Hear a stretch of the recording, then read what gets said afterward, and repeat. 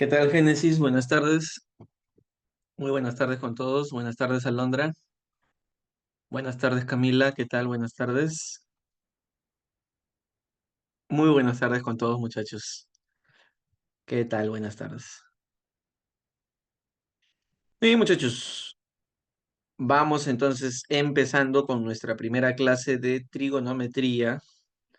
Darles la bienvenida al curso que vamos a desarrollar juntos. Quien les habla es el profesor Carlos Finquín y conmigo van a trabajar esta hora y media del curso para prepararnos para el examen de marzo, ¿no? Para el próximo año, para el 2026. Muy bien, entonces los invito, muchachos, a que si en algún momento de la clase hay alguna consulta, alguna duda, lo hagan por chat o en todo caso enciendan su micro, no hay problema, y la hagan con toda confianza. La idea es aprovechar al máximo esta hora y media y estar mejor preparados en uno de los cursos que está un poquito más olvidado en San Marcos, ¿no? De repente por la cantidad de preguntas, de repente porque hay algunos que me dicen, profe, tantos temas solamente para dos preguntas, pero en la balanza final todo suma en realidad, ¿no? En el puntaje final todo suma, aún así sean 20 puntos, todo suma, muchachos. Entonces hay que darle un tiempito al curso y nuevamente, pues cualquier consulta, aquí estamos, muchachos. Vamos entonces, sin más dilación, a arrancar con el tema. Número uno, que es sistemas de medidas angulares y longitud de arco con área del sector.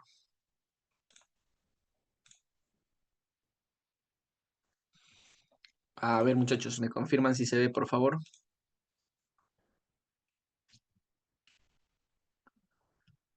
Listo. Empezamos entonces. Vamos a hablar primero de los sistemas de medidas angulares y del ángulo trigonométrico, ¿no? Que es el ángulo que nosotros trabajamos aquí en el curso, en trigonometría. Vamos a ver qué dice nuestra definición. A ver, nuestra definición dice que el ángulo trigonométrico es el ángulo generado por la rotación de un rayo. Profe, ¿qué cosa es un rayo?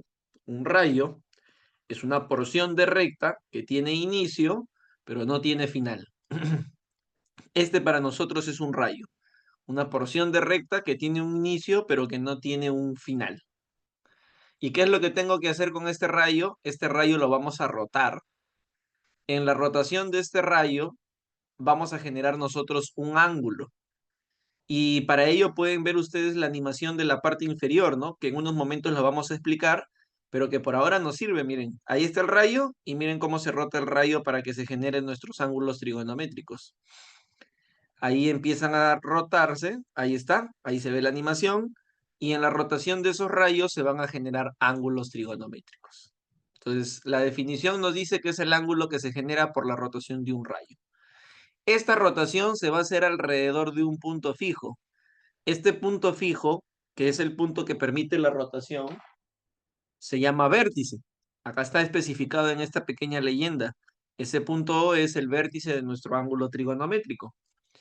El rayo OA, el rayo OA, marca el inicio de donde se empezó la rotación del rayo. Y como ese es el momento inicial de la rotación, le vamos a decir lado inicial. O hay algunos libros que también le llaman posición inicial. Eso es lo de menos, ¿no? Lo importante es saber que de ahí estamos empezando. Posición inicial o lado inicial, no hay problema con ello. El rayo OB marca el momento final de la rotación. Este rayo OB es donde finalmente la rotación se detiene. Por lo tanto, a ese rayo OB le vamos a llamar, y esto lo había colocado al revés, a este rayo OB le vamos a llamar lado final o posición final, ¿no? Este de acá va a ser nuestro lado final o posición final y el otro va a ser nuestro lado inicial o posición inicial. Profesor, ¿y qué cosa sería teta? Bueno, teta representa la medida del ángulo trigonométrico, que en unos momentos vamos a ver que esa medida se puede representar de formas distintas, ¿no? Ya, entonces, a ver, rapidísimo. Ya, tengo por acá un rayo. Vamos a poner el rayo OA y tengo el rayo OB. y este rayo lo voy a rotar para que se genere este ángulo trigonométrico. Pregunta, muchachos, ¿qué cosa sería O? De este esquemita que dibujaba a la derecha, ¿qué cosa sería O? El punto O, ¿qué cosa sería? Muy bien, el vértice, perfecto. El punto O, recuerden, es el vértice, es la unión de LI con LF. ¿Qué cosa sería el rayo OB? No se guíen de lo de la izquierda, es para este ejemplo. Para este ejemplo, OB sería perfecto, el lado inicial, de ahí empieza la rotación.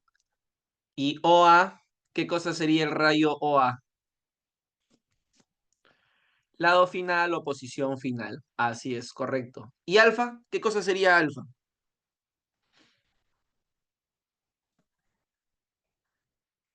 La medida del ángulo trigonométrico. Así es, la cantidad de rotación que se ha efectuado.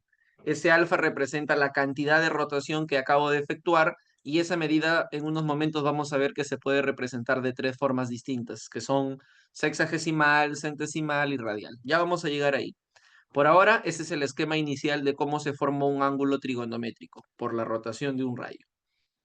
Acá hay una nota muy importante que dice que la medida del ángulo trigonométrico puede tomar cualquier valor real. Y esto es cierto porque recordemos que el ángulo trigonométrico se forma por la rotación de un rayo. Y la rotación de ese rayo yo la puedo hacer sin límite alguno. Es decir, empiezo a rotar mi rayo pero no hay alguna regla que me diga en qué momento me tengo que detener.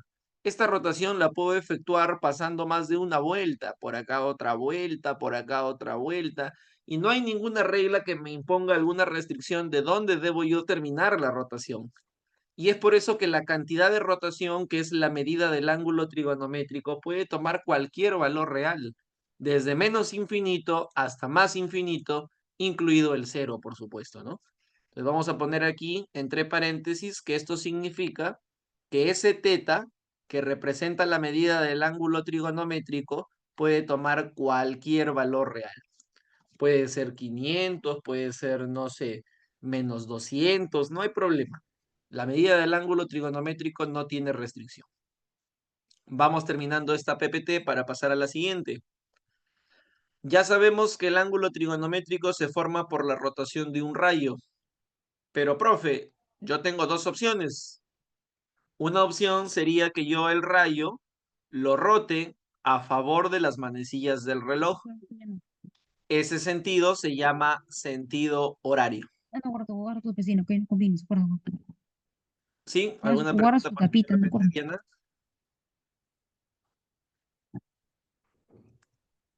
Ay, ay, ay, ya, se le prendió el micro. Ah, ya. Ya, entonces, el sentido antihorario, no sé qué, dormido muchachos, yo estoy acá atento, Ya. El sentido contrario a las manecillas del reloj sería el sentido antihorario, que es este sentido de aquí, y ahí tenemos la animación de la PPT para poder guiarnos, ¿no? Una rotación del rayo a favor de las manecillas del reloj es un sentido horario, y una rotación en contra de las manecillas del reloj se llama sentido antihorario. ¿Por qué es importante esto? Porque hay una convención. Hay una convención respecto al signo. Sí, Karen, dime. ¿Alguna pregunta por ahí?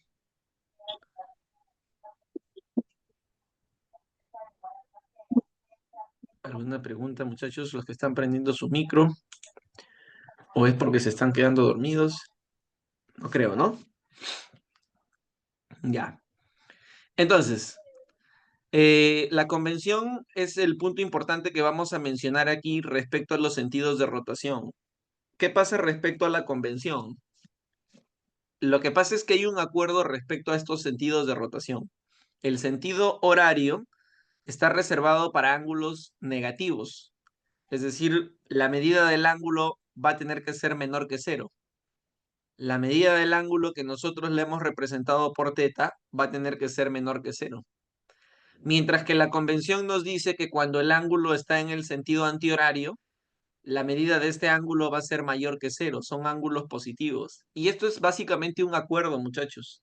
Bien pudo haber sido al revés. Bien pudo haber sido que el horario sea para ángulos positivos y que el antihorario sea para ángulos negativos. Sin embargo, este es el acuerdo y este es lo que tenemos que respetar. Horario para negativos, antihorario para positivos. ¿Sí? Finalmente, vamos con una última observación ya para poder avanzar a la siguiente PPT. Los ángulos trigonométricos solamente se pueden operar. Profe, ¿a qué se refiere con operar? Es decir, los ángulos trigonométricos solo se pueden sumar, restar o igualar si es que están en un mismo sentido de rotación. Por ejemplo, ¿qué pasa si yo les coloco a ustedes este esquema? Les genero este ángulo trigonométrico de medida alfa y este ángulo trigonométrico de medida beta.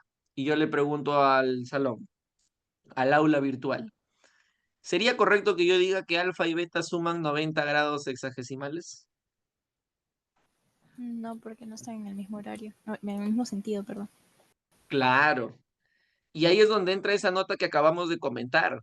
La nota nos dice bien claro que los ángulos trigonométricos solamente se pueden sumar cuando están en un mismo sentido de rotación. Y es muy importante que yo tenga esto en cuenta porque si es que, perdón, Perdón. Un ratito. entonces si es que yo quiero hacer esta operación, lo que tengo que hacer es llevarlo todo a un solo sentido de rotación. Y ese sentido de rotación, como he colocado ahí de color negrita, es que sea, por favor, antihorario de preferencia, ¿no? Es solo una recomendación porque en realidad trabajar en horario también te va a llevar a la misma respuesta, pero creo que es una recomendación muy importante, ¿no? Sí, sí, Profe, sí, sí, sí. una consulta. Sí, dígame, señorita. Abajo dice sentido antihorario, ángulos positivos, Ujú. pero en la parte de arriba sale menos teta. O sea, solamente lo hace como para cambiar en la parte de arriba o no entiendo esta parte. Ah, ya. ¿Te refieres a esta de acá? Sí, Ah, ya. Perfecto. Ya. Atentos, ¿ah? Buena pregunta. A ver. Nosotros estamos comentando aquí en la recomendación que la operación entre ángulos trigonométricos solamente se puede realizar bajo un mismo sentido, que de preferencia sea el sentido antihorario. Este ángulo, por ejemplo, de aquí, este ángulo trigonométrico, es un ángulo generado en el sentido horario. Ojo, ese ángulo teta, como puedes ver la flecha, ha sido un ángulo que se ha generado en horario. Por lo tanto, por la convención, su medida es menor que cero. Teta solito es menor que cero. La convención nos dice que esa medida de teta es un ángulo menor que cero. Entonces, si es que yo quiero que esté en el sentido antihorario, perdón, si yo quiero que esté en el sentido antihorario, tengo que cambiarle el signo. ¿Cómo es que le cambio el signo? Multiplicándolo por un menos. De tal manera que este ángulo, cuya medida inicial era teta, luego de multiplicarlo por un menos, su medida se estaría convirtiendo en menos teta. Y de repente aquí uno podría pensar, profe, pero usted dijo que el antihorario era para opositivos, ¿cómo me está saliendo un negativo? Pero realmente esa medida no es negativa. Profe, ¿cómo sabe? Por el primer dato. Recuerda que en el primer dato nosotros habíamos puesto que teta es menor que cero por la forma en la cual se ha generado. Ha sido generado en sentido horario y su medida tiene que ser menor que cero. Ahora multiplica por menos a ambos lados. Si yo multiplico por menos a ambos lados, esto se volvería menos teta, pero yo sé por mi álgebra que cuando multiplico por un negativo, esto tiene que cambiar. Entonces, realmente menos teta es una cantidad positiva. Que no los sorprenda este menos de aquí adelante y vayan a pensar que esa cantidad en realidad es negativa cuando no lo es. En realidad esa cantidad es positiva. No sé si me dejo entender.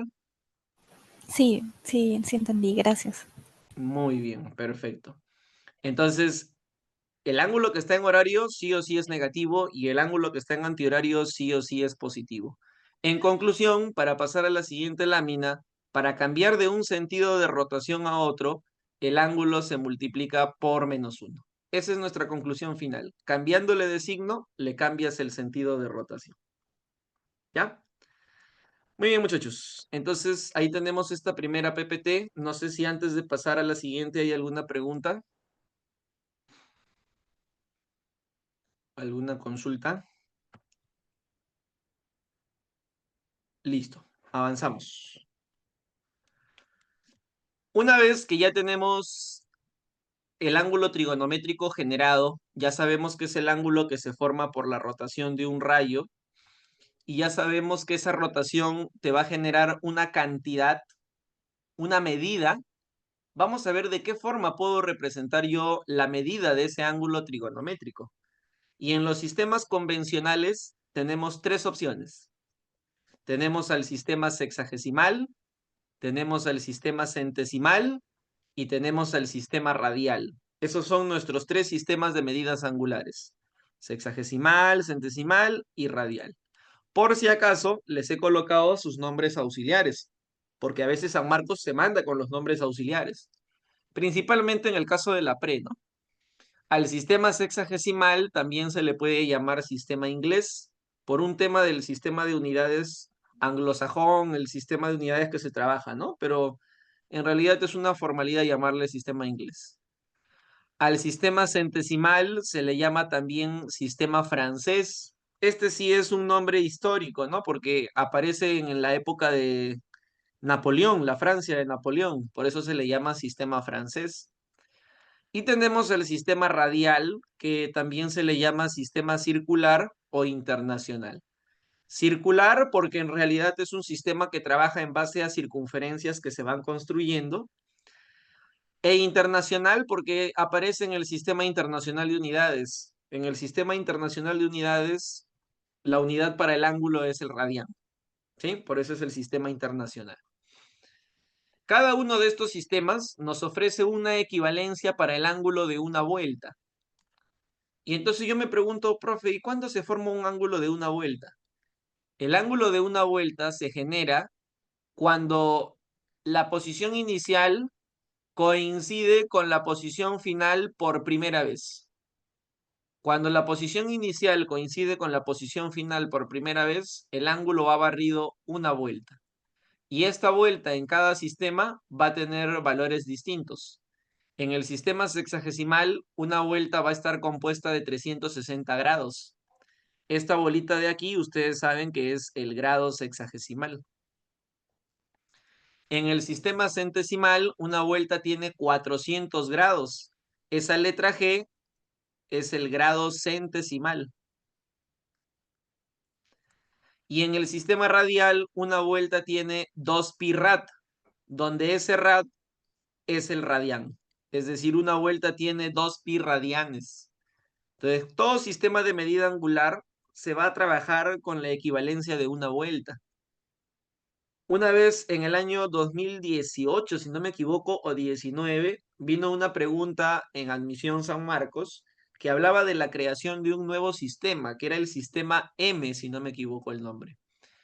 Y cuando tú trabajas nuevos sistemas de medidas, lo que necesitas saber es cuánto vale una vuelta en este sistema, o al menos una equivalencia entre grados M y alguno de los tres sistemas convencionales.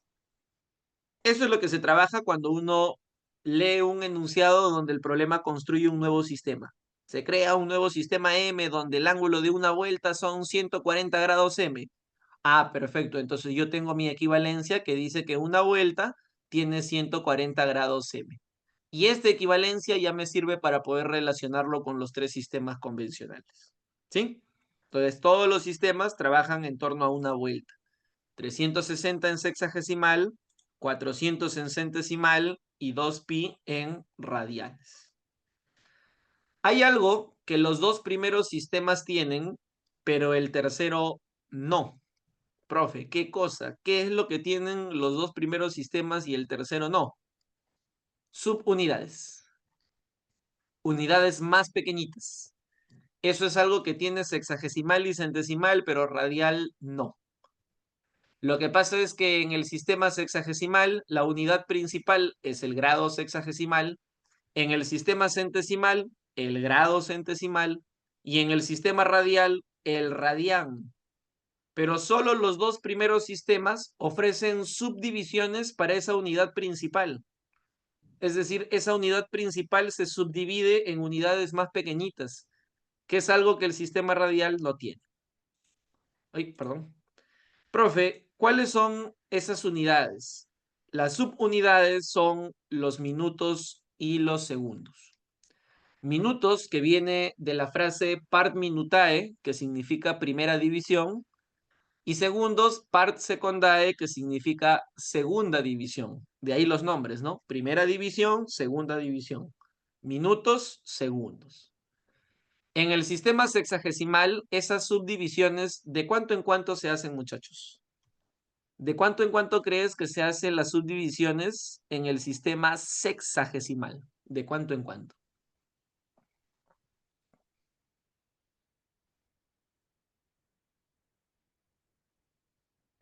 Ese prefijo sexa, ¿con qué número lo relacionas? Claro, de 60 en 60. Muy bien, Tamara. Perdón, Tamaya. Perfecto, Lenovo. Muy bien, de 60 en 60. Ajá, muy bien, Brianda. En el sistema sexagesimal las subdivisiones se hacen de 60 en 60. Sí, Lenovo debe ser la marca de, no sé, ¿no? De la máquina, ¿no?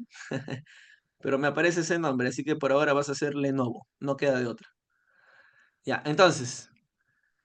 eh, En el sistema sexagesimal, las divisiones se hacen de 60 en 60. Por lo tanto, muchachos, un grado. Ah, por ahí está Samsung también. Acá están todas las marcas. Ya está, perfecto. Ya. En el sistema sexagesimal, un grado está formado de 60 minutos. Un grado está formado de 60 minutos. Un minuto está formado de 60 segundos. Por eso se le llama sistema sexagesimal, de 60 en 60. Un grado, 60 minutos. Un minuto, 60 segundos. Y si quieres una equivalencia entre grados y segundos, lo que podrías hacer es simplemente tomar la segunda equivalencia y multiplicar por 60 a ambos lados. Si tú multiplicas por 60 a ambos lados, 60 minutos se convertirían inmediatamente en un grado. Y a la derecha, 60 por 60 se convertiría en 3600. Y esa sería una última equivalencia que hay que tener en consideración. Yo las voy a dejar aquí escritas para que tú las tengas a la mano, ¿ya? Las equivalencias van a ser: un grado tiene 60 minutos sexagesimales. A propósito de ello, ¿cómo se representa el minuto sexagesimal? Ahí te lo he puesto de todas formas. El minuto es una comilla. ¿Qué más? ¿Qué más? ¿Qué más? ¿Qué más? Un minuto está formado por 60 segundos, donde los segundos son dos comillas. Y finalmente un grado está formado por 3600 segundos.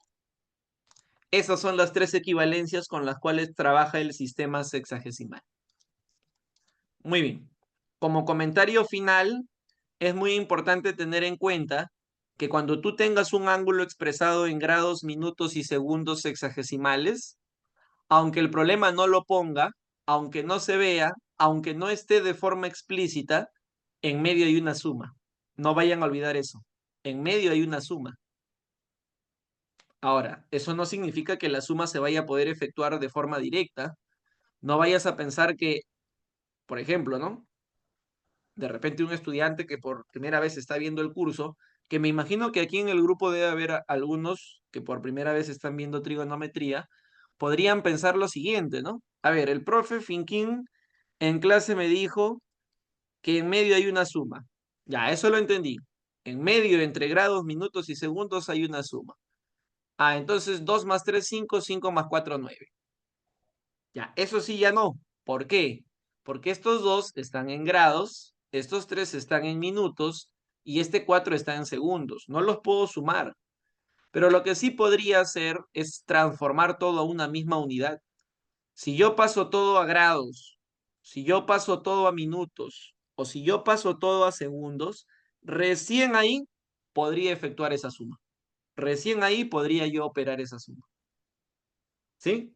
Pero de todas formas es importante que ustedes sepan que en medio hay una suma. Ténganlo presente. Otra cosita. Estas subunidades, que son los minutos y los segundos, tienen que ser menores que 60. El B y el C tienen que ser dos cantidades menores que 60. No pueden llegar a 60. ¿Por qué? Porque si es que llegan a 60, te completan una unidad inmediata superior. Por ejemplo, imagínate que hiciste una suma y luego de haber efectuado esa suma te quedó 2 grados 87 minutos sexagesimales. Esto no puede quedar así. ¿Por qué? Porque hay 60 minutos que ya están formando un grado. Entonces, yo a este 87 le quitaría 60. Si le quito 60, me quedarían 27. Y los 60 minutos que le estoy quitando forman un grado. Y ese grado tiene que estar con los suyos. Entonces, se lo sumo al 2 y la respuesta en realidad sería 3 grados con 27 minutos, ¿no? Entonces, estas cantidades que son las subunidades tienen que ser menores que 60, porque cuando llegan a 60, ya sabes qué ocurre. Completan una unidad inmediata superior. Profe, ¿y los grados? Los grados no hay problema si llegan a 60 o si lo pasan. El problema es solo con las subunidades. En cuanto a minutos y segundos, los minutos y segundos centesimales, ahora ya estamos en el otro sistema, los minutos centesimales se representan con la M y los segundos centesimales se representan con la S. Ya, aquí viene una pregunta para ustedes. Estas subunidades, que son los minutos y los segundos en el sistema centesimal, ¿de cuánto en cuánto crees que se crean? Claro, ¿no? Muy bien, de 100 en 100. Así es, por eso se le llama sistema centesimal. Entonces, es importante que yo te deje cuáles son las equivalencias. Te lo voy a dejar igual que el sistema sexagesimal. Vamos a poner nuestra primera equivalencia. Un grado centesimal está formado de 100 minutos centesimales. Un minuto centesimal está formado de 100 segundos centesimales. Y si multiplicas por 100 a ambos lados, un grado centesimal está formado de 10.000 segundos centesimales. Y estas son tres equivalencias que se trabajan para el sistema centesimal. Esas equivalencias hay que tenerlas bien en consideración. Profe, no me diga que en medio también hay una suma. Por supuesto, todo sistema que tenga subunidades, estas subunidades van a estar ligadas mediante una suma. Va a ser una acumulación de estas cantidades. Y además hay que tener en cuenta que SB y SC, a ver, complétenlo ustedes, ¿cómo deben ser B y C menores que quién?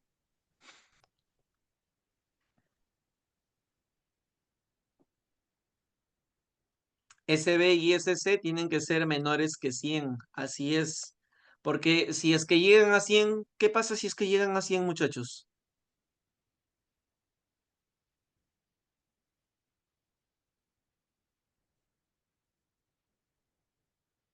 Así es, muy bien, Smith. Efectivamente, se vuelve una unidad inmediata superior, ¿no? Podría ser que se forme un grado, como dice Briana, o podría ser también que se forme un minuto, de acuerdo a la unidad que yo estoy trabajando, ¿no? Pero sí, es cierto, se forma una unidad inmediata superior. Y esos son nuestros dos primeros sistemas, el sexagesimal y el centesimal. Hoy en día el centesimal solo tiene un valor histórico, ¿no? Fuera de esta clase ya no vamos a volver a utilizar el sistema centesimal. Los ángulos van a estar expresados o en sexagesimal o en radianes. Solamente en esta primera clase se habla del centesimal y luego queda en el olvido, ¿no? Es prácticamente porque si yo quisiera trabajar con sistema centesimal tendría que reorganizar el sistema de usos horarios, habría que cambiar un montón de cosas. Entonces, no es un sistema que vayamos a utilizar en realidad, ¿no? Muy bien. Profe, ¿y el sistema radial, cuáles son sus subunidades? No, muchachos, el sistema radial solamente trabaja con una sola unidad y esa unidad es el radián.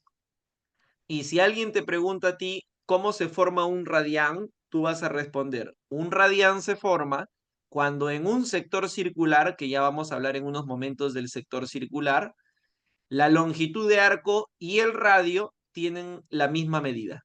Si son iguales, El ángulo central que se genera tiene por medida 1 radián. ¿Cuántos de estos radianes necesito para completar una vuelta? 2pi. Aproximadamente 6,28 de estos radianes completan una vuelta. Y ahí está, ¿no?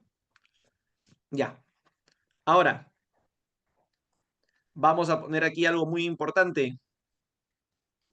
Voy a poner cuánto vale una vuelta en los 3 sistemas.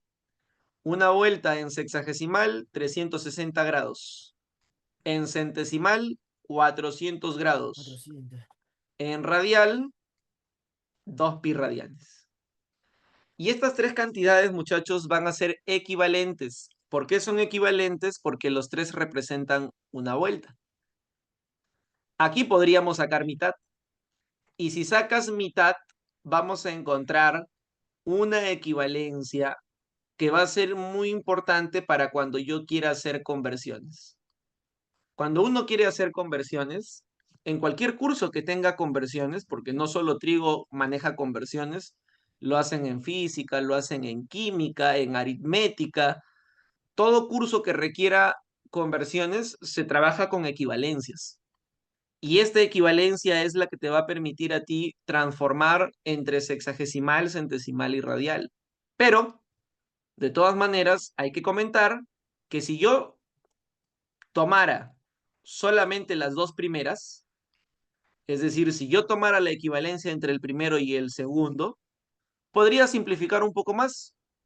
Podría eliminar los ceros, sacar mitad y crear una equivalencia más que dice que 9 grados sexagesimales equivalen a 10 grados centesimales.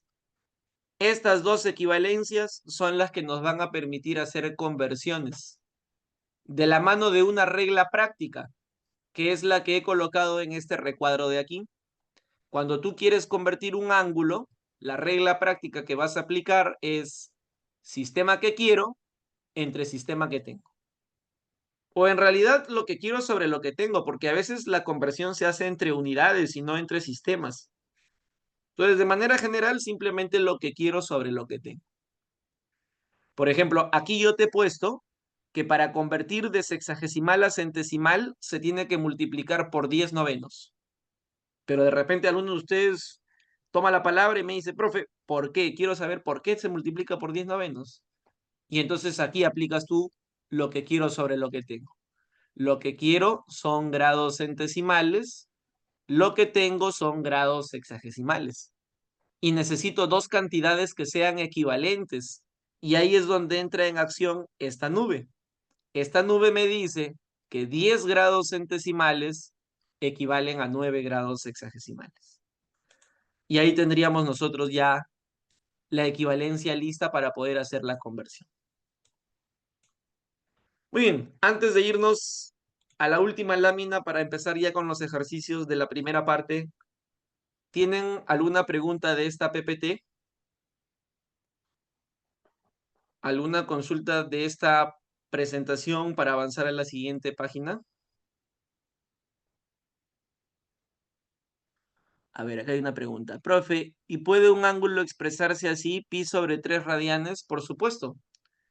Pi sobre 3 radianes, pi sobre 3 radianes, es un ángulo que se va a generar en un sector circular donde la longitud del arco, la longitud de arco, sería pi sobre 3 veces el radio.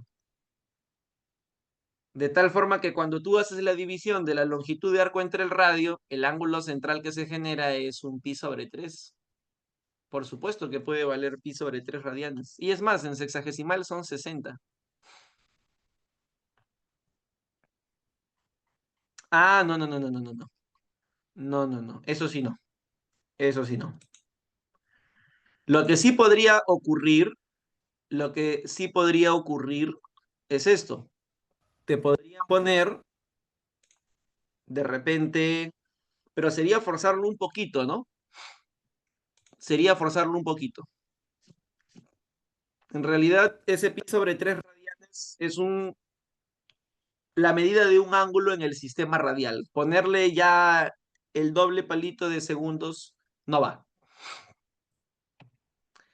Ya, y para terminar e irnos a los ejercicios, porque luego tenemos que hablar de sector circular, luego hacemos sector circular, pero primero vamos a terminar esta primera parte para avanzar ya con algunos ejercicios.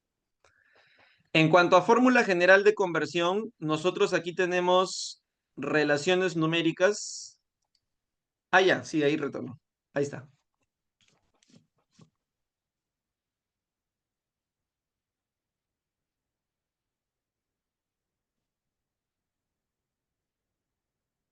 Muy bien. Entonces, perfecto, no hay de qué. En fórmula general de conversión, nosotros vamos a encontrar relaciones numéricas para la medida de un ángulo en los tres sistemas. Mira, aquí hay un ángulo trigonométrico. Como puedes ver, es un ángulo trigonométrico que se ha generado por la rotación de un rayo. Y este ángulo trigonométrico, su medida se está expresando en los tres sistemas: sexagesimal, centesimal y radial. Pero muchachos, es el mismo ángulo, solamente que la medida se está representando en tres sistemas distintos. Pero como es el mismo ángulo, estas tres cantidades, ¿cómo deben de ser? Por ser el mismo ángulo, ¿cómo deben ser esas tres cantidades? S grados sexagesimales, C grados centesimales, R radianes. ¿Cómo deben ser esas tres cantidades por ser un mismo ángulo? Claro, iguales, equivalentes, como le quieras decir, no hay problema. Y entonces aparece esta nueva equivalencia, que es una equivalencia que se crea para un mismo ángulo. Y sabes que esta equivalencia nosotros la podemos mezclar o relacionar con la equivalencia que conocíamos para una vuelta. Nosotros sabemos que una vuelta genera esta equivalencia. Y entonces, esta equivalencia de aquí, con la que existe para un mismo ángulo, yo las puedo relacionar. Por ejemplo, se me ocurre generar un cociente, una división entre esas dos relaciones, que es la relación que estás viendo aquí en este recuadro. ¿Y qué va a ocurrir? Se va la unidad. La unidad se va. Ya no va a haber unidad, muchachos. Son solamente números. S es a 180, como C es a 200, como R es a pi. Profe, ¿qué hizo? Se le sacó mitad a los tres denominadores. Y quiero que veas que ya no hay unidad. Y como ya no hay unidad, S, C y R son solamente números. Es por eso que cuando tú tienes S más C, este S más C sí se puede sumar. En algún momento alguien me preguntó: profe, usted me dijo que no puedo sumar hasta que estén en un mismo sistema. ¿Cómo es que sí puede sumar 9K con 10K y le sale 19K? Porque son solamente números. No tienen unidad. La unidad se perdió en el cociente. Y como son solamente números que representan la medida del ángulo, pues los puedo sumar, los puedo restar y no pasa nada. Ya, entonces le saco mitad a todo y sale esta primera proporción. ¿Qué hago con esa proporción? La igualo a una constante. La igualo a una constante. Y ahí sale que S vale 180K, C vale 200K, R vale pi por K. Esta es una primera fórmula general de conversión. No es muy comercial, no muchos la usan. Le gusta o les gusta la fórmula más pequeñita, que se obtiene de sacarle 20 a estos tres. Le sacas 20 a estos tres, nuevamente lo igualas a una constante y sale esta segunda fórmula general de conversión. Entonces depende del cliente, ¿no? Depende de quién vaya a resolver el ejercicio. Depende de él quién va a escoger con cuál de las dos fórmulas generales va a trabajar. Muy bien, voy a dejar de compartir un ratito. Vamos a irnos a la pizarra ahora sí para poder empezar con los problemas. Vámonos a la pizarra.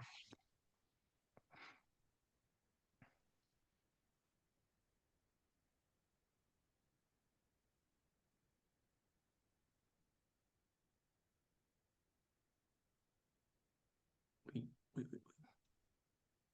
A ver. Ya, ahí está mejor. Ya, entonces dejo de compartir y voy a compartir la pizarra.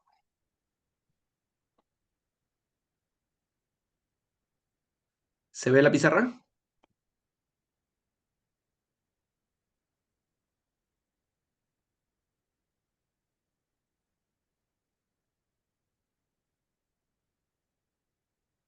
Ya está. Gracias. Muy bien, muchachos. Empezamos. Vamos a avanzar con algunos ejercicios. Vamos a empezar con este de aquí, que fue una pregunta del último examen de San Marcos. En este examen del pasado, ¿cuánto habrá sido? ¿Hace un par de semanas ya?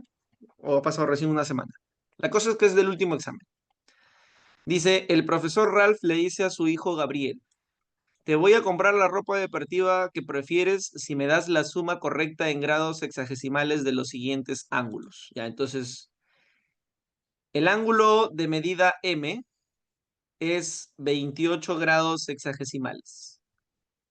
U, 50 grados centesimales. N, 40 grados centesimales. I, pi sextos radianes. Ah, ya, a eso te referías con la pregunta. No, no, esta es una doble comilla por si acaso, ¿ah? Es la doble comilla que empezó acá. La doble comilla que empezó acá se está colocando aquí también. No lo vayan a confundir con segundos sexagesimales, ¿ah? La doble comilla que empezó aquí está terminando allá. No son segundos sexagesimales. Ya, entonces, este ángulo I por medida tiene pi sextos radianes. Y el problema dice que la suma de todo es lo que me está pidiendo el ejercicio. Y mira, recién me doy cuenta que el que ha creado este ejercicio debe ser hincha de Deportivo Municipal, ¿no? Recién me doy cuenta que dice Muni. Ahí está, ¿no? Muni. Ya. De estos cuatro ángulos, M, U, N e I, por ahora, los únicos que puedo sumar, ¿quiénes son, muchachos? Díganme ustedes, los únicos que por ahora sí puedo sumar.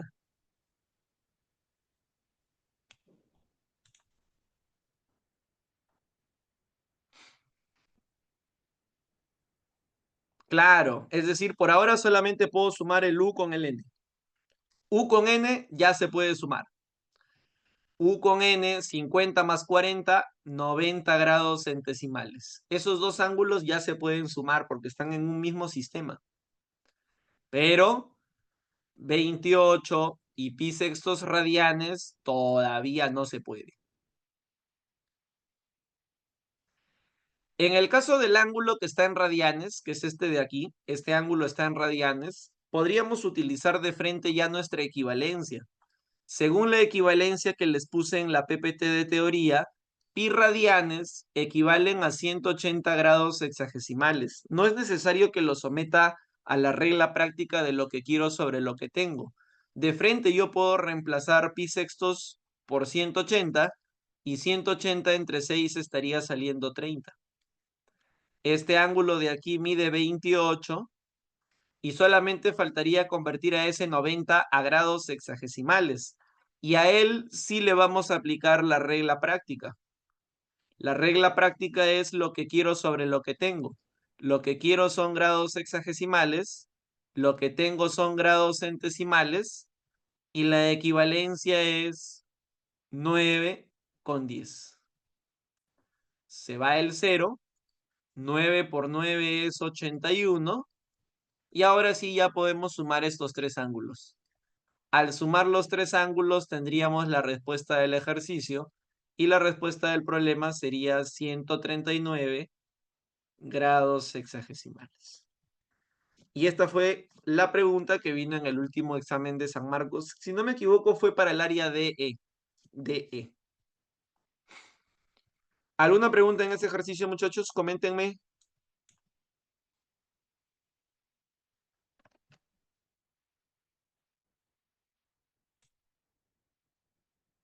Muy bien. Seguimos. Problema número 2. Problema número 2. Dice así. Un terreno de cultivo un terreno de cultivo al borde de una quebrada tiene la forma de un cuadrilátero cuyos ángulos interiores son. Tengo 4 ángulos. Uno es πx entre 3 radianes. Otro es 54 menos 3x grados sexagesimales. Otro es 140 menos 30x grados centesimales. Y el último es 60x grados sexagesimales. Esos son nuestros 4 ángulos. Profe, hay que sumarlos. Sí, los vamos a sumar, pero hay un problema, ¿no? El problema es que estos 4 ángulos están en sistemas distintos. En todo caso, los que ya podría ir sumando son el segundo con el cuarto. El segundo y el cuarto ángulo sí se podrían ir sumando porque los dos están en grados sexagesimales. Ya, entonces, de frente, muchachos, equivalencia. Aquí no es necesario aplicarle la regla práctica de lo que quiero sobre lo que tengo. De frente, pi radianes son 180. Entre 3, 60x grados sexagesimales. Ya está convertido. El segundo, no hay que convertirlo. Ya está en grados sexagesimales. El tercero, profesor, el tercero sí, le vamos a aplicar nuestra regla práctica. La regla práctica es lo que quiero sobre lo que tengo. Lo que quiero son grados sexagesimales, lo que tengo son grados centesimales. La equivalencia la pasé en la teoría, es 9,10. Y no se preocupen que cuando convierta esto a PDF, también le voy a anexar esa teoría que hemos visto. Entonces, el 0 se va, el 0 se simplifica, la G también se va, y a continuación este 9 se va a distribuir para el primero y para el segundo. Si lo distribuyes para el primero, saldría 126. Y si lo distribuyes para el segundo, te quedaría menos 27x. Y ahora sí, ya está en grados sexagesimales. El último, profe, el último no es necesario convertirlo. Ahora sí, viene tu geometría. En el cuadrilátero, ¿cuánto es la suma de las medidas de sus ángulos interiores? 360, excelente. Entonces tendríamos que 60x más 54 menos 3x más 126 menos 27x y más 60x, toda esta suma nos va a dar 360. Ya, muchachos, se va el grado sexagesimal. Empezamos con la suma. 120 menos 30, 90x. 126 con 54 suman 180. Pásalo a restar. 180. El x vale 2. Si el x vale 2, el problema nos está pidiendo calcular el menor ángulo interior del terreno. Ya, calculemos cuáles son los 4 ángulos. Si reemplazamos el valor de x, este ángulo de aquí es 120. Este ángulo de aquí también es 120. Este ángulo 126 menos 54. Vamos a ver. 126 menos 54, porque el valor de x es 2. 72. Y el último ángulo, teniendo en cuenta que el x vale 2, 54 menos 6, 48. El problema nos está pidiendo el menor ángulo interno. El menor ángulo interno es 48 y la respuesta de este ejercicio sería la letra A. Así es, muy bien. A ver, coméntenme, ¿alguna pregunta en este ejercicio?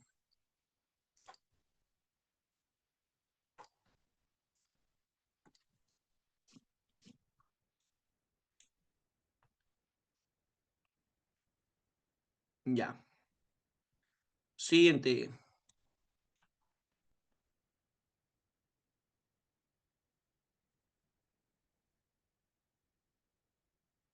A ver, en el problema número 3 tenemos lo siguiente. En el problema número 3 nos dicen, al corregir las horas de un reloj de manecillas, se rota la aguja del horario desde 300 grados centesimales hasta 8640 minutos sexagesimales. ¿En cuántos radianes excede 300 a 8640? Ya, entonces nos están pidiendo que transformemos a radianes la diferencia entre 300 y 8640, porque ustedes saben que la palabra excede se relaciona con la resta. Me están pidiendo en cuánto le gana uno al otro, pero en radianes, en radianes.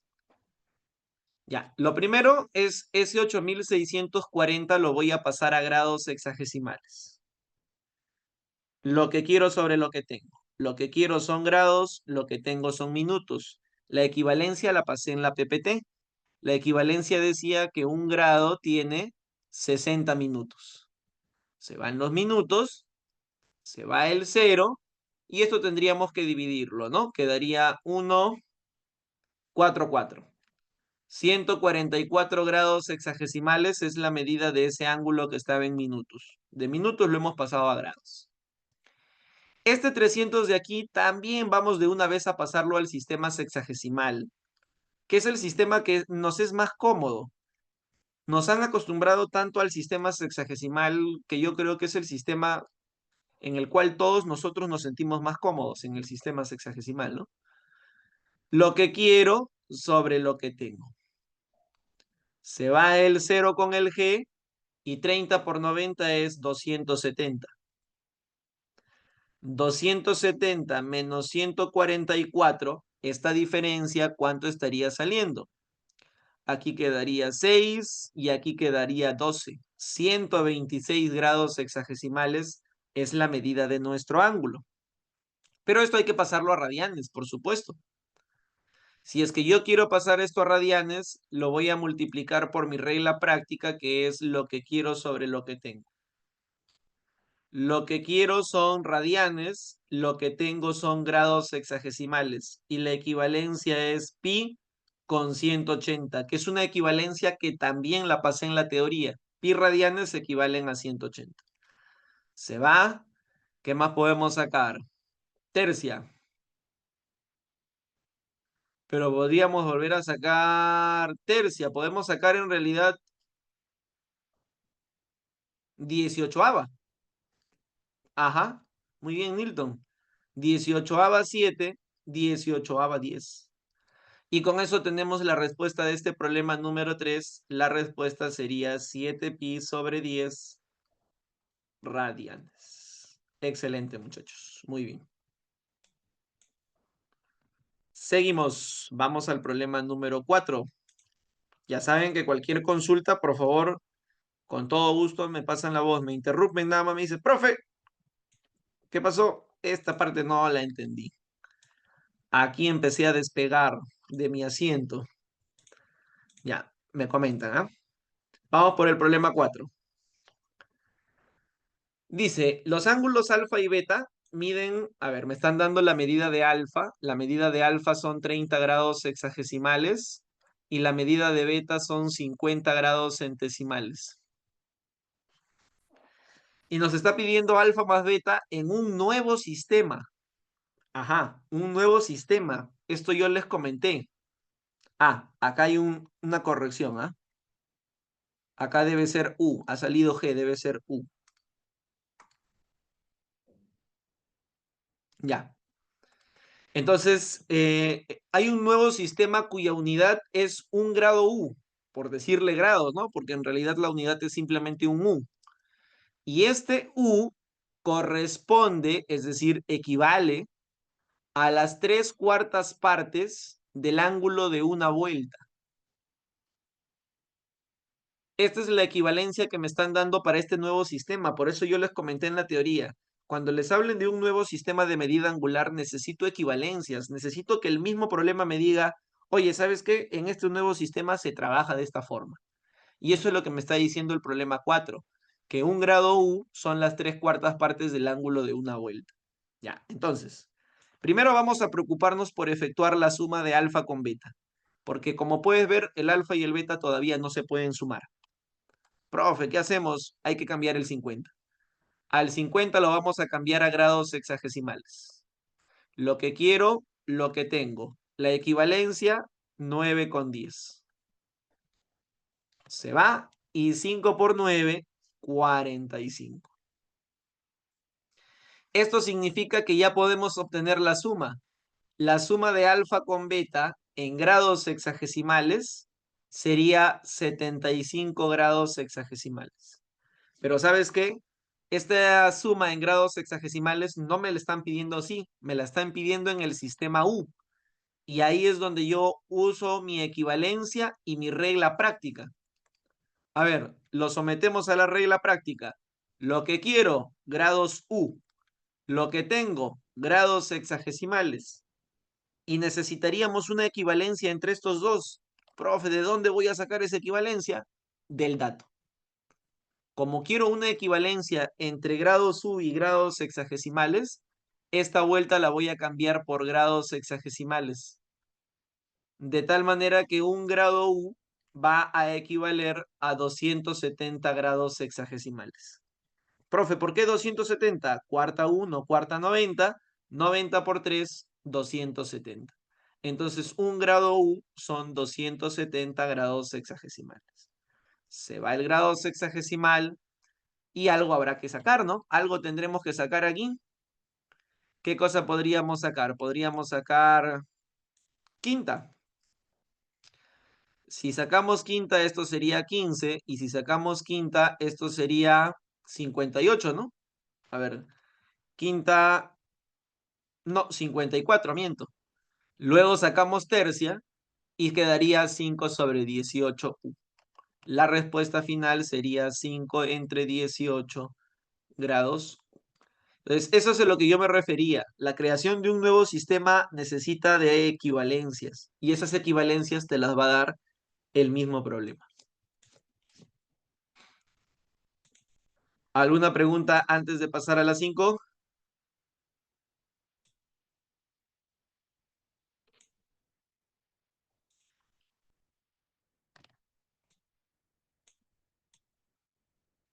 Muy bien. Último problema para pasar al segundo punto, que son los sectores circulares. En la figura se muestra el movimiento de un antebrazo generando la contracción de un músculo. En dicho movimiento se genera un ángulo de medida teta. Si el ángulo mide S grados sexagesimales y C grados centesimales, y esos números verifican la siguiente ecuación, y aquí nuevamente vamos a utilizar nuestra teoría, muchachos. En la teoría, yo les pasé dos fórmulas generales de conversión, una con números un poquito grandes y otra con números más pequeños. La verdad es que la mayoría se va siempre por la de los números más pequeños, porque me parece que son más fáciles de operar, y es lo que vamos a utilizar en este ejercicio. Según esa relación numérica, esa fórmula general, el valor de C se podía cambiar por 10K, el valor de S es 9K, y todo esto más 124. Pásalo a restar. Tendrías 20K menos 9K entre 2 igual a 124. Multiplica en aspa, tendrías 31K entre 2 es igual a 124. Sácale 31 a 1, 31 a 4, pasa a multiplicar el 2 y ya salió la constante. Hay varios estudiantes que yo he visto que cuando logran calcular la constante, lo que hacen luego es intentar convertir la constante. Pero a la constante no le vas a poder hacer ninguna conversión porque es un número real, no tiene unidad. La constante no se le intenta convertir. Profe, ¿y entonces qué hago con la constante? Se reemplaza. Nosotros sabemos que el valor de R es pi sobre 20K, pero ya no le voy a poner K porque ya hemos descubierto de la ecuación que ese K vale 8.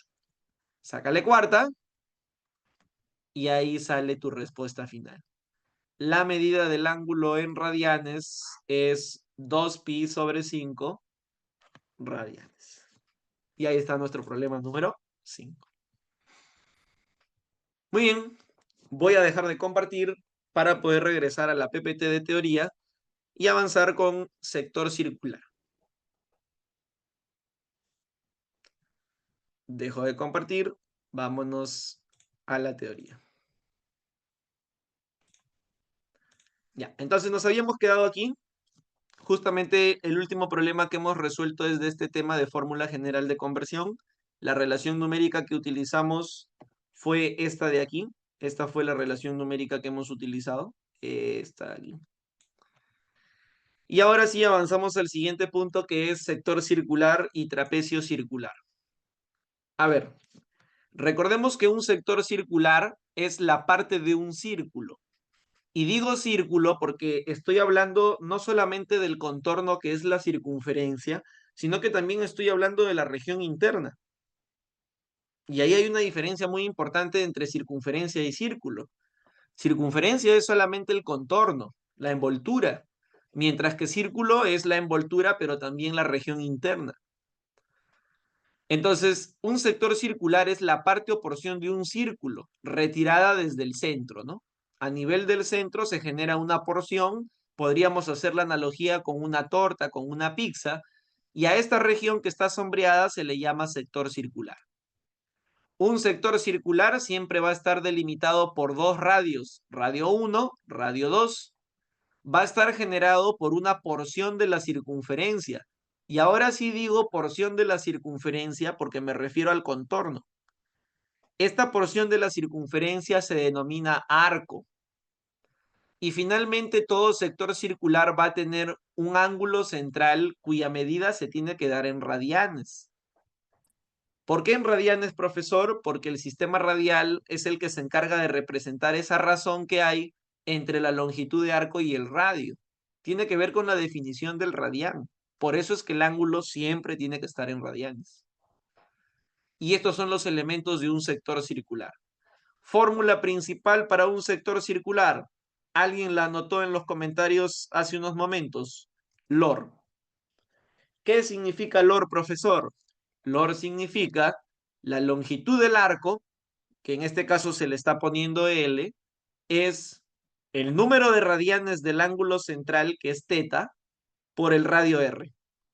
Eso es lo que significa LOR. Esta va a ser nuestra fórmula para poder calcular la longitud de un arco. El número de radianes del ángulo central por el radio. Pero también es importante que sepamos cómo calcular el área de un sector circular. Esta fórmula de área la puedes tú deducir a partir de una regla de 3 simple. Si te llegaras a olvidar en tu examen, la puedes trabajar así. Dices, a ver, cuando una vuelta se toma completa, estoy tomando todo el círculo. Cuando estoy tomando los 2 pi radianes, estoy tomando todo el círculo. Y el área del círculo es pi por radio al cuadrado. Cuando se tome un ángulo que no sea 2 pi, ¿cuánto será el área? Una regla de 3 simple. Pi con pi se va, multiplicas en aspa, y ahí obtienes el área de un sector circular. Un medio del ángulo por el radio al cuadrado. Pero también podrías utilizar cualquiera de estas dos formas adicionales para calcular el área de un sector. En conclusión, cualquiera de las tres te va a dar el área. Démosle una lectura rápida. El área es un medio del ángulo en radianes por el radio al cuadrado. El área también es longitud de arco por radio entre 2. Y el área también es longitud de arco al cuadrado entre 2 veces el número de radianes. Cualquiera de las tres fórmulas te va a dar el área. Profe, ¿cuál me recomienda que me aprenda? En realidad yo te recomendaría las tres, porque no sabes cuáles son los datos que te va a dar el ejercicio. También podrías trabajar solamente con una, pero si te vas a memorizar solamente una, recuerda que va a ser necesario en algunos casos compensar con LOR. En algunos problemas vas a necesitar aplicar LOR para completar el dato que te falta y recién ahí poder utilizar la única fórmula que conoces, ¿no? Entonces depende de cómo lo quieran trabajar. Yo particularmente les recomiendo practicar las tres. Y es más, la primera ya sabes de dónde sale. Sale de una equivalencia, de una regla de 3 simple. Las otras dos salen del LOR. Profe, ¿salen del LOR? Claro. El teta por r cuadrado lo pones como teta por r por r. Según Lor, teta por r es la longitud de arco. Y entonces otra fórmula para calcular el área es longitud de arco por radio entre 2, que es la de en medio, ¿no? Ahí está. Pasemos a hablar del trapecio circular. ¿Qué cosa es el trapecio circular, profesor?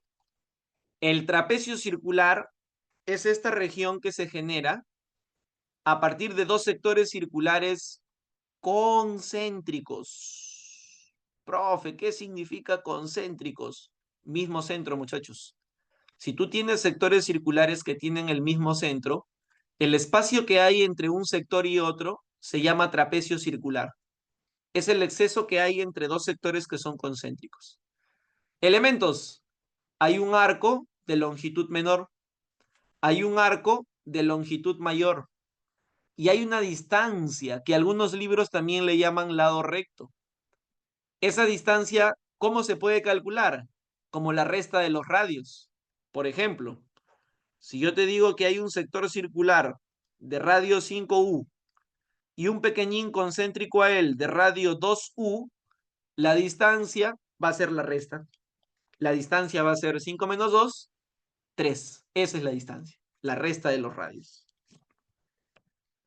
Propiedades del trapecio. Número 1. Para el ángulo. ¿Cómo se puede calcular el ángulo central usando solamente los elementos del trapecio? Longitud de arco mayor menos longitud de arco menor entre la distancia. Esta fórmula de aquí te va a dar el ángulo. La resta de las longitudes de arco entre la distancia. Profe, ¿y cómo demuestro esta fórmula, profe? Con LOR, muchachos. Solo hay que aplicar LOR. Aplicando LOR vas a poder encontrar esta formulita de acá, ¿no? Es más, a ver, rapidísimo para que no nos gane el tiempo. Vamos a demostrar. Esto es L, esto es L, esto es H, y vamos a demostrar por qué L menos L entre H nos da teta. De la fórmula de LOR, ¿cómo es que yo puedo encontrar el radio? De la fórmula de LOR, el radio se encuentra dividiendo la longitud de arco entre el ángulo. Entonces, el radio del sector circular más grande va a ser L entre teta, mientras que el radio del sector circular más pequeñito va a ser L minúscula entre teta. Pero el profe me dijo que la resta de los radios me da la distancia. Y entonces solamente hay que hacer un intercambio. Haces que teta suba, haces que H baje, y es así como se demuestra la propiedad. La resta de las longitudes de arco entre la distancia te da el ángulo.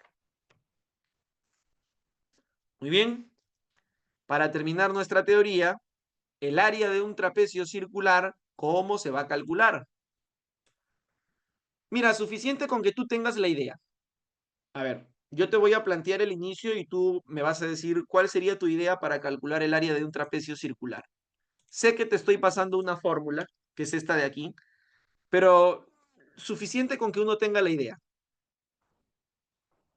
Tengo un sector circular, tengo un sector circular concéntrico al primero, y hemos dicho que el trapecio es la región que se forma entre un sector y otro. Sin la fórmula, sin nada, solamente la idea. ¿Cómo podría yo encontrar el área de ese trapecio?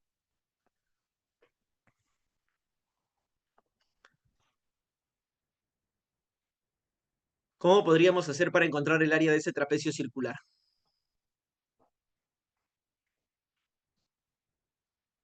Restando. Ajá, muy bien, Gisela. Perfecto, Sebastián. Así es, el área del sector circular más grande menos el área del sector circular más pequeño. Por eso te decía, suficiente con que tú tengas la idea. Profe, pero me está pasando una fórmula. Claro, esa fórmula es la semisuma de las longitudes de arco por la distancia, por la altura, perdón, por la distancia que es el lado recto. Esa es una fórmula que existe para calcular el área del trapecio circular. Y hasta se puede demostrar. Mira, vamos a demostrar. ¿Por qué el área del trapecio circular se calcula de esa forma? Ya, observa.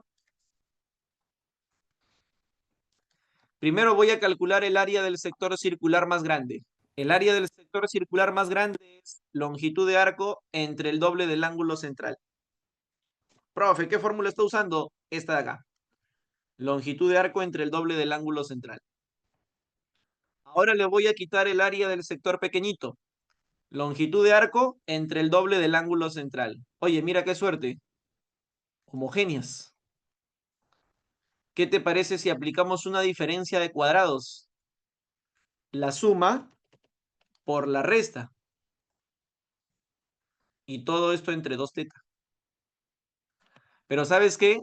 La resta de las longitudes de arco entre el ángulo te da la distancia. Y con eso estamos probando la fórmula del área de un trapecio circular. Semisuma de las longitudes de arco por la distancia. Y ahí está, ¿no? Finalmente, y con esto pasamos a nuestros ejercicios, te estoy dejando una propiedad que ya ha venido en el examen de San Marcos. Esta propiedad, en pocas palabras, ¿qué te dice? En pocas palabras te dice que cuando tú tengas sectores circulares concéntricos, mira que hay un sector dentro del otro, aquí los sectores circulares son concéntricos, las áreas de los sectores circulares van a ser proporcionales a sus radios al cuadrado. A eso se refiere esta primera propiedad. Las áreas de los sectores circulares van a ser proporcionales a sus radios elevados al cuadrado. De tal manera que si yo tuviera esto en mi examen, a mí me dicen esto vale 2, esto vale 3, y me piden S1 entre S2. Imagínate, te dan estos datos y te piden S1 entre S2. Entonces yo digo así, el área del primer sector circular yo sé que es proporcional a su radio elevado al cuadrado. Y el área del segundo sector circular va a ser proporcional a su radio que vale 5 elevado al cuadrado. De esta forma, S1 sería 4K. Y esta suma sería 25K. Pero como ya sabemos que S1 es 4K, S2 tendría que ser 21K. Y si de repente el problema te pide S2 entre S1, el cálculo se hace de forma inmediata y la respuesta sería 21 cuartos. A eso se refiere la propiedad. Cuando tú tienes sectores circulares concéntricos uno dentro del otro, las áreas son proporcionales a sus radios elevados al cuadrado. ¿Y qué te dice lo del costado? Que no solamente funciona con los radios, también funciona con las longitudes de arco. Cuando tú tienes sectores circulares concéntricos, las áreas son proporcionales a las longitudes de arco elevadas al cuadrado. Y ahí está, ¿no? Esa sería toda nuestra teoría para hoy. Ahí te estoy dejando de todas formas una propiedad que dice que cuando estas... Ay, perdón. Uy, chumas. Cartas, luego lo haré. Ya bueno, vamos a los problemas. Vamos a la pizarra.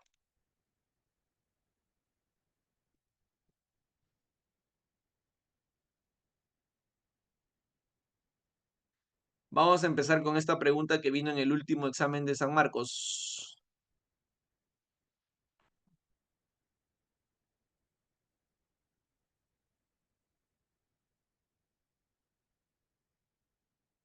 Ahorita les comparto. O sí estoy compartiendo. Creo que sí estoy compartiendo, ¿no?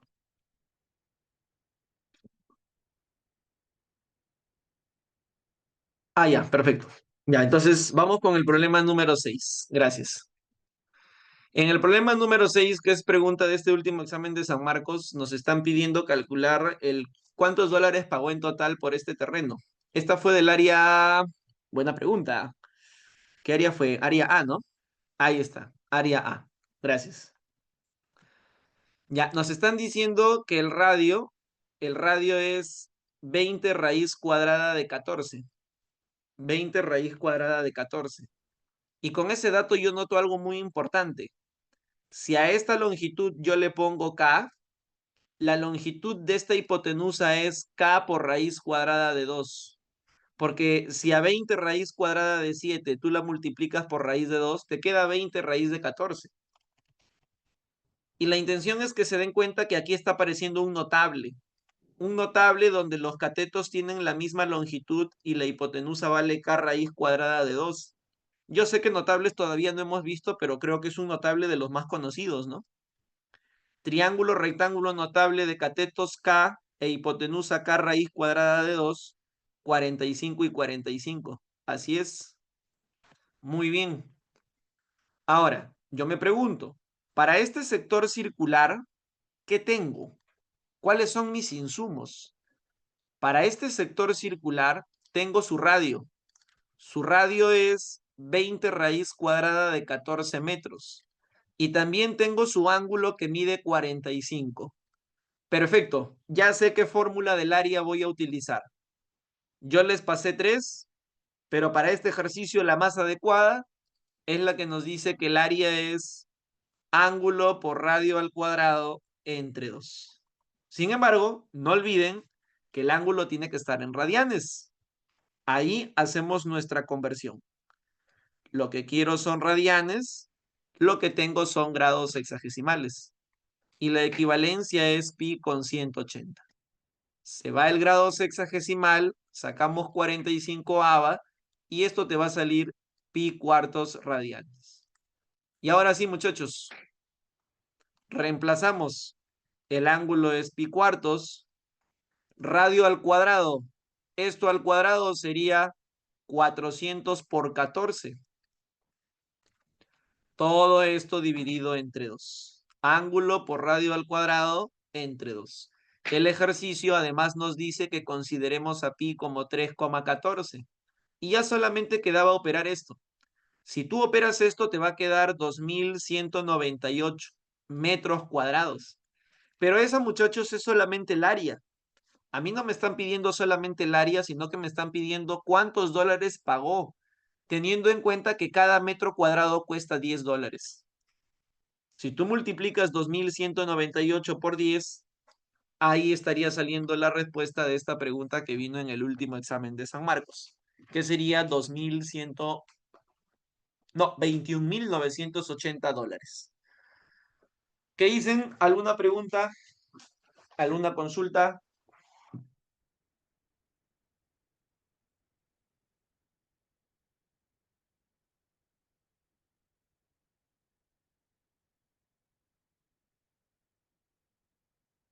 Muy bien, entonces, perfecto. No se olviden que la elección de la fórmula va a depender de los datos del problema. De acuerdo a los datos, yo voy a saber cuál es el ejercicio que voy a considerar. Ya, perfecto. Vamos al siguiente problema.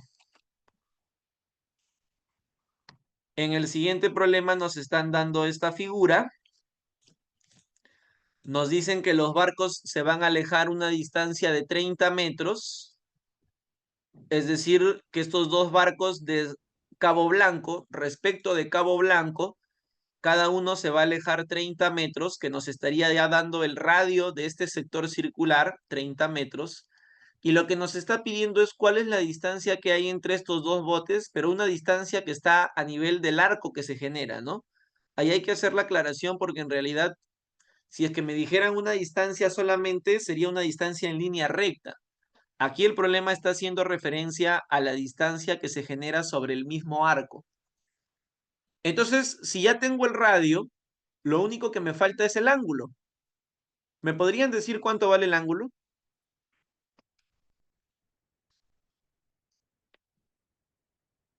15, muy bien. Entonces, si es que yo quiero calcular esta distancia que separa a estos dos botes, es obvio lo que vamos a tener que aplicar. Vamos a tener que aplicar la famosa fórmula del OR, donde la longitud del arco es el producto del número de radianes del ángulo por el radio. Pero eso sí, el ángulo tiene que estar en radianes. Entonces hacemos la respectiva conversión a radianes. Lo que quiero sobre lo que tengo. Lo que quiero son radianes, lo que tengo son grados sexagesimales y la equivalencia son pi con 180. Sacamos 15ava y esto te va a quedar pi entre 12 grados sexagesimales, ¿no? Perdón, pi entre 12 radianes. Ahora, ¿qué hacemos con ese pi sobre 12 radianes? ese pi sobre 12 radianes, que ya es la medida de nuestro ángulo en radianes, hay que multiplicarlo por el radio para poder aplicar LOR. Sería pi sobre 12 por el radio, que vale 30. Sacamos sexta, 5, sexta, 2. Y con eso estaría saliendo nuestra longitud de arco, que es 5 pi medios. Como puedes ver, es una aplicación directa del LOR. Solamente hay que convertir el ángulo a radianes. El radio te lo da el problema. El radio vale 30 metros, para que lo tengan presente. Bien, avanzamos. Ah, perfecto. Buena pregunta. ¿Por qué el ángulo mide 15? Por la diferencia que hay entre el 45 y el 30. Lo que pasa es que hay un bote que sale de Cabo Blanco formando un ángulo que mide 45. Todo esto de aquí mide 45. Mientras que el otro bote sale de Cabo Blanco formando un ángulo de 30. Por lo tanto, la diferencia que hay entre esos dos ángulos va a ser el ángulo central.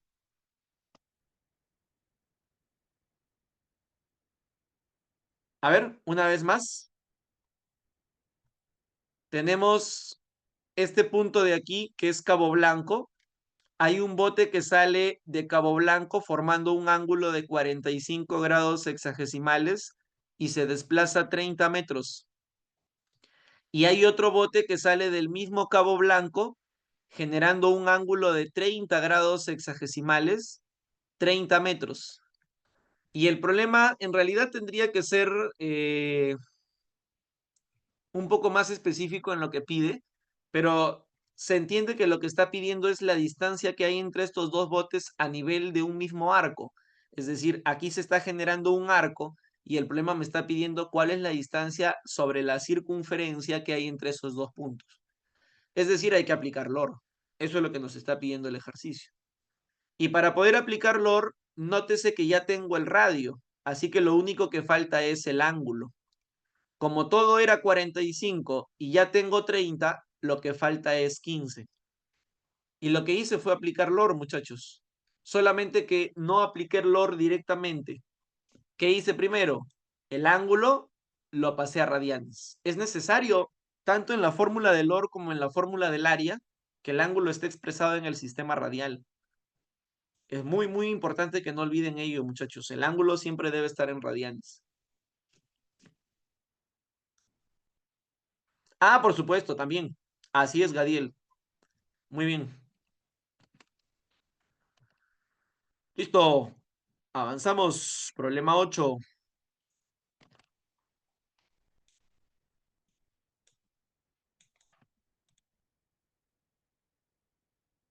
A ver, dice así. Juan compra una carlota de limón cuya base tiene forma circular. Diámetro 32. Si el diámetro vale 32, el radio son 16 centímetros.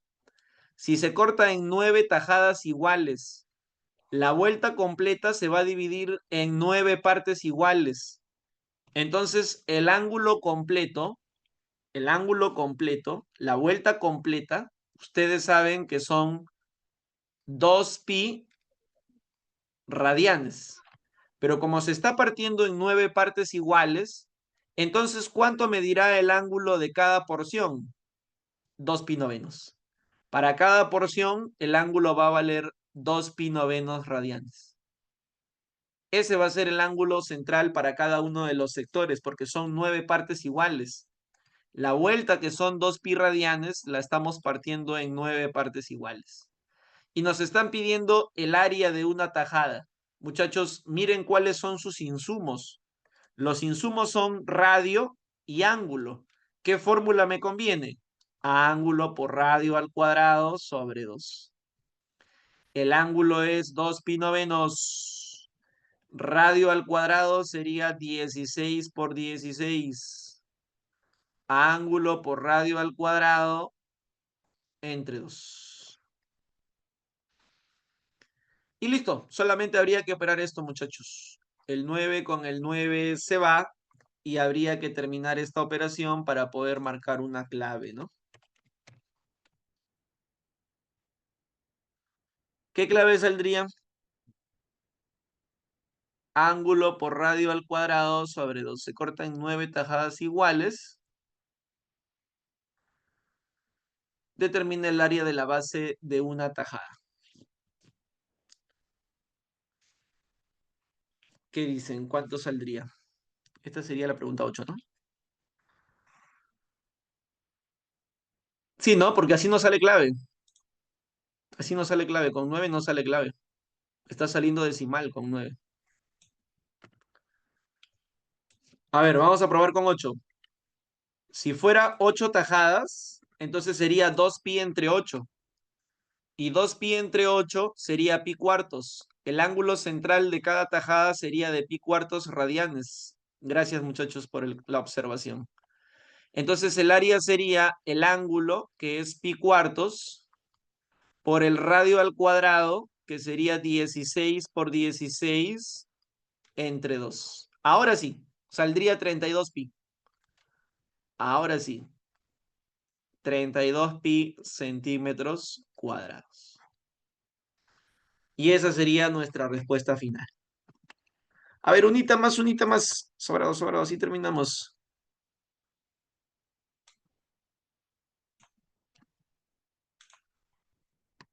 Y a la última se las mando hecha. A ver, dice así. Se tiene un pedazo de cartulina con forma de un sector circular, donde el ángulo central mide 40 grados hexagesimales. Y además el arco que subtiende mide 4 pi centímetros. A ver, muchachos, ayúdenme a encontrar el radio. Según la fórmula de Lohr, el radio se puede encontrar dividiendo la longitud de arco entre el ángulo. Si tú divides la longitud de arco entre el ángulo, te va a dar el radio, pero el ángulo tiene que estar en radianes. Este 40 hay que pasarlo a radianes. Voy a hacer la conversión aquí a un costadito. Lo que quiero sobre lo que tengo. Lo que quiero son radianes, lo que tengo son grados hexagesimales. La equivalencia es pi con 180. 0 con 0 se va, mitad, 2 pi novenos radianes. La medida de nuestro ángulo en radianes es 2 pi novenos. Y entonces ya podríamos encontrar el radio, muchachos. El radio se encontraría dividiendo la longitud de arco entre el ángulo. A ver, pregunta, muchachos, del ciclo regular. ¿Cuánto es 4 pi entre 2 pi novenos? Longitud de arco entre ángulo. Perfecto, 18. Ahí está. Luego dice que se va a obtener un trapecio circular y para obtener este trapecio circular se va a cortar un sector donde el radio valga 9. Si es que yo voy a cortar un sector que tenga radio 9, lo de la derecha también va a ser 9. Y entonces para poder calcular el área del trapecio circular, necesito yo encontrar esta longitud de arco de aquí.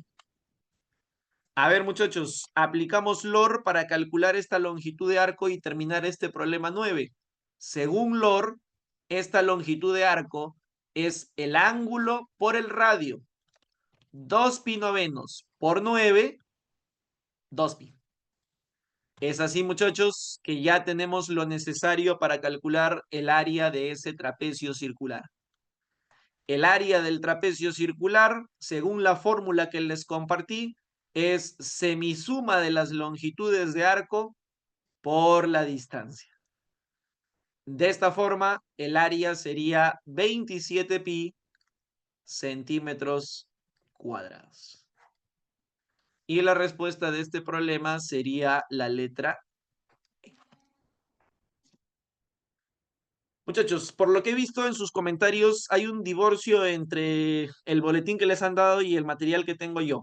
No se preocupen, voy a tener mayor cuidado con la siguiente semana. Disculpen más bien, muchachos. Y ya la siguiente semana voy a darle una mejor revisada para que no haya ese divorcio entre el material de estudio y el boletín. ¿Ya? Listo, muchachos. El tiempo me ganó. Espero que haya sido una clase de provecho para ustedes. Voy a pasar esto a PDF y lo mando junto con la teoría a través de la MIS. Muchas gracias por su presencia y por su atención, muchachos. Gracias, muchachos. Hasta luego.